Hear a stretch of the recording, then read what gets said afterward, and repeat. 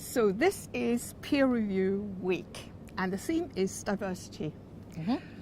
I'm Uta Frith. I'm a psychologist. I'm also the chair of the Diversity Committee at the Royal Society, and I'm talking to Dame Wendy Hall, who is a computer scientist and chair of the publishing board at the Royal Society. So what is peer review?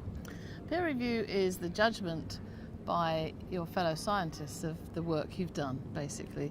And it's really important that the people who do the peer review are scientists themselves.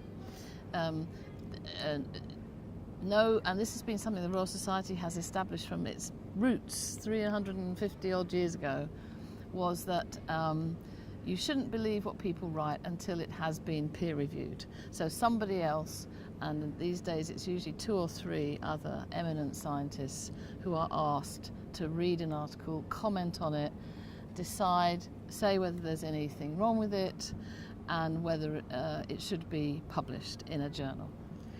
So why is it important to have diversity amongst the reviewers? Well, we're trying to get diversity in the whole science community. Mm-hmm. And we're really trying to get more women to author papers. And part of that is they need to also be reviewers. And so we need diversity across the board. And women are always less confident about coming forward to do these things, so you really need to encourage them.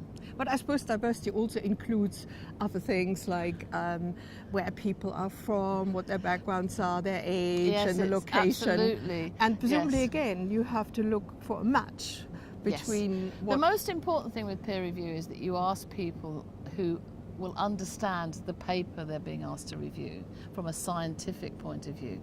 First and foremost, that's what you've got to do. But then within that, you're trying to get diversity across all the things you mentioned. And in particular, we're trying to get gender diversity. Do you think that it has helped to provide some information about peer review to increase the diversity and increase awareness about diversity? I think it's really important in these days of open access that we stress the importance of peer review. I think